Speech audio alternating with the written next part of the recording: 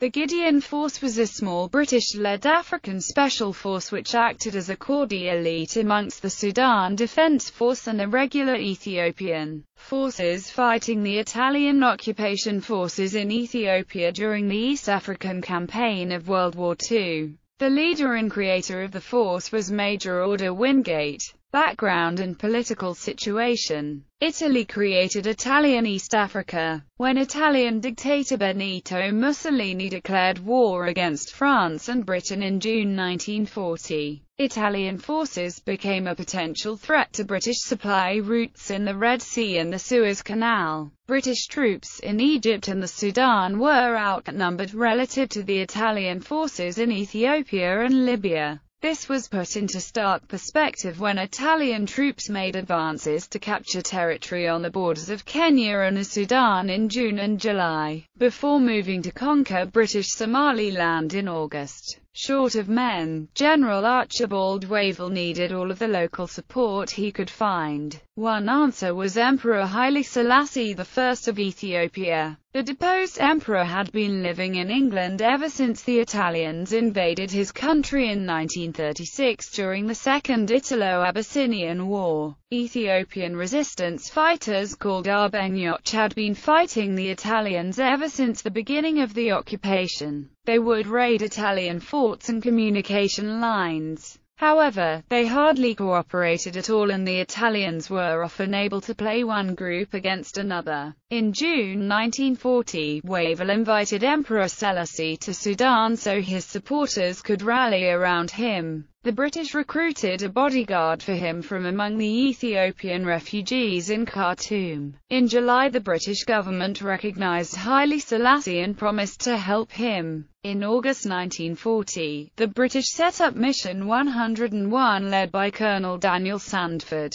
a close friend and advisor of Haile Selassie and who had encouraged him to return from Britain. The role of Mission 101 was to contact the Arbenyoch and make gifts of money to local leaders who agreed to fight the Italians. It would then organize operational centers in Gojam to provide weapons, training and coordination for Arbenyoch attacks. Wavell expected that these irregular forces would be able to tie down large numbers of Italian units throughout the colony. Although Lieutenant General William Platt, Wavell's senior commander in the Sudan, did not believe that Haile Selassie had the support of the majority of the Ethiopian people and was lukewarm towards providing support to the patriot groups. At the end of October 1940, because of the increasing Axis threat in the Middle East, the British Foreign Secretary, Anthony Eden, convened a conference in Khartoum. The importance of defeating the Italian army in East Africa prior to operations in North Africa became a priority in order to avoid any conflict on two fronts. In attendance were Emperor Selassie, South African General Jan Smuts, the Commander-in-Chief of the Middle East Command, Archibald Wavell, and his senior military commanders in East Africa, Lieutenant General Platt and Lieutenant General Cunningham. The general plan of attack, including the use of Ethiopian irregular forces, was agreed upon at this conference.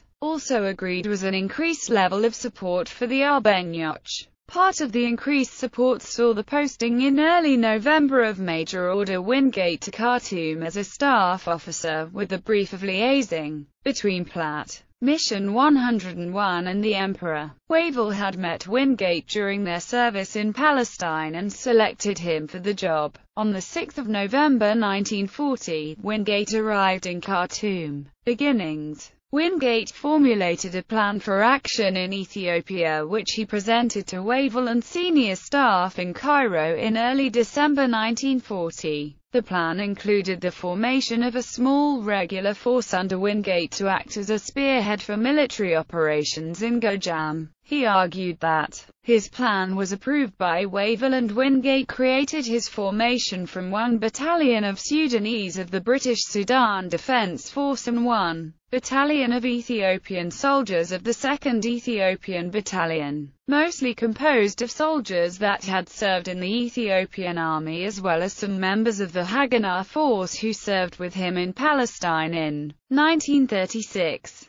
In total, they numbered only 2,000 men and 18,000 camels meant for transport. The camels were under the care of Laurens van der Post, who would go on to become a famous author. The explorer and author Wilfred Thesiger was one of the force commanders. Wingate named these soldiers as the Gideon Force, after the biblical figure of Gideon. Troops of the Gideon Force departed on December 1940 in small columns towards Mount Belaya in Gojam. Battle begins. By mid-January 1941, the British had reinforced their troops in the Sudan under Platter two expanded divisions. They had also built up their forces in Kenya to 3 divisions under Lieutenant General Alan Cunningham. On 18 and 19 January 1941, the British launched offensives against the Italians. Cunningham's force from Kenya into Italian Somaliland and southern Ethiopia into the North Platts divisions from the Sudan into Eritrea. On the 20th of January, the Emperor, accompanied by Wingate, met Ethiopian soldiers on the border crossing from Sudan into Ethiopia at Umidla. Wingate's horse-mounted Sudanese troops reached Mount Belaya in 5 days, while the Ethiopians with their camel caravan took 2 weeks.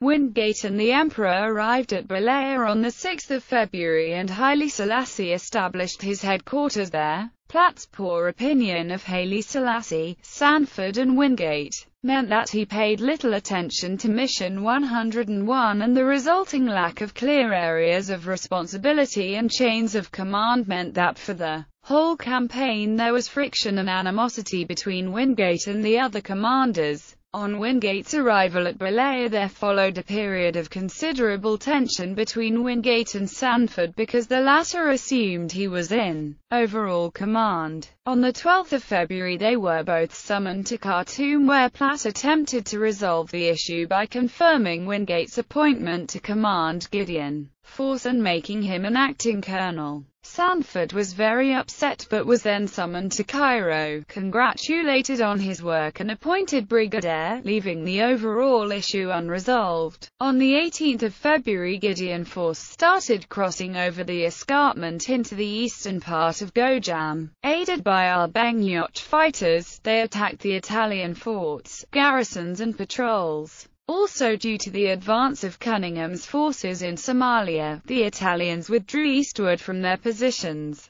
On the 24th of February, Wingate led Gideon Force to surround the Italian fort at Bure. Some of the Ethiopian force got lost and a grass fire hindered them, but they met with no Italian resistance.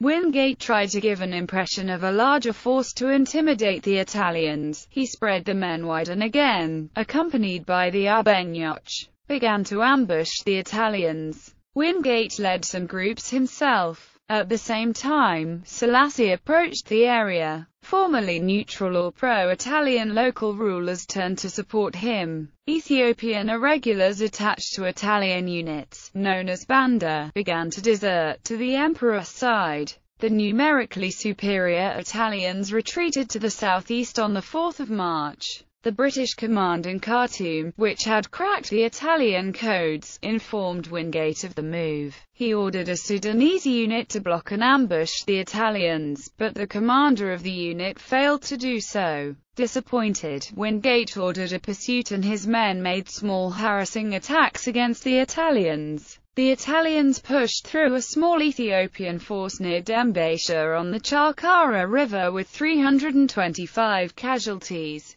The Italian commander of Dembasha also retreated to the east against his orders and Gideon Force occupied Dembasha on the 8th of March. Debre Marcos. The next target of the combined British force was a fort near Debre Marcos. This time, the Italians counterattacked and fierce fighting ensued. Gideon Force retreated and began hit-and-run attacks and raids to drain Italian strength. Italian losses amounted to 200 over the next weeks. Their intention to evacuate was blocked by the Abenyoch. A couple of days after the Italians had left Debre Marcos, Haile Selassie entered the city on the 6th of April. At the same time, British regular forces entered Addis Ababa. Other Italian forces retreating to the east and over the Blue Nile were continuously harassed by the Abenyoch and Gideon force. However, some Abenyoch began looting in the retaken areas and Gideon force had to restore order. When most of Gideon force were ordered to Addis Ababa, a smaller force under Mission 101 pursued retreating Italians to the north towards Debre Sina. While this was going on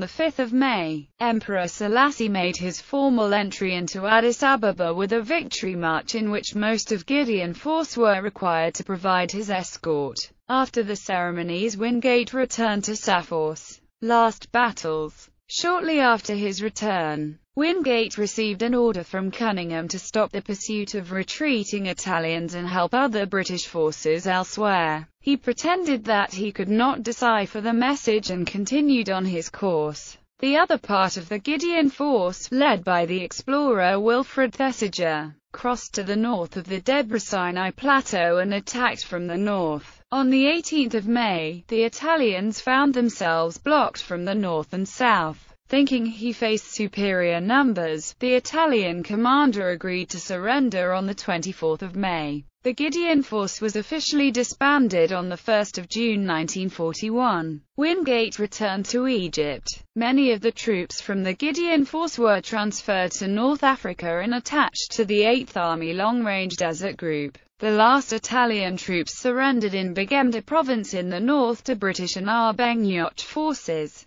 Aftermath. With the surrender of the Italians, the British, under pressure from the U.S. administration, signed an agreement acknowledging Ethiopian sovereignty in January 1942. Wingate came down with malaria and was sent back to Britain by troop ship, much to the relief of the General Staff in Cairo, who had feared that he would get involved in the post-war politics of Ethiopia. They also ignored Wingate's request for decorations for his men and obstructed his attempts to get back pay for his force. While still in Cairo, out of frustration, Wingate had written a report for Wavell, the Commander-in-Chief Middle East, in which he outlined the successes of the campaign and his views on future actions of a similar type. He wrote, in part, "To sum up, it is proposed to assemble and employ a force of the highest fighting qualities capable of employment in widely separated columns, that it should be allocated an objective behind the enemy's lines,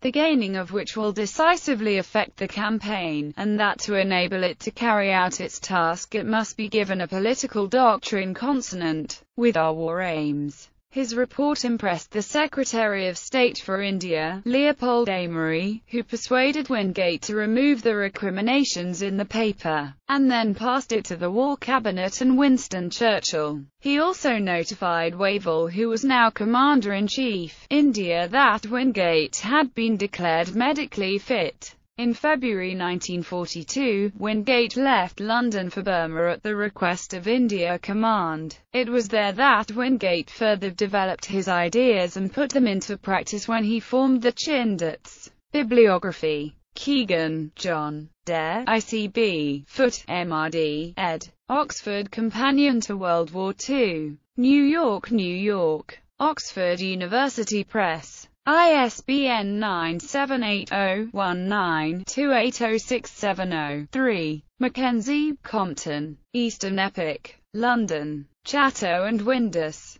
McNabb, Duncan. Mission 101. Sydney and Melbourne. Pan Macmillan, Australia. ISBN 978-1-74261-042-9. Rooney, David. Wingate and the Chindits. London. Castle & Co. ISBN 0-304-35452-X. Shearer, David. 1995. Bare Feet and Bandoliers. Wingate, Sanford. The Patriots and the Liberation of Ethiopia. Barnsley. Pen and Sword Military. ISBN 978-1-84884-029-4.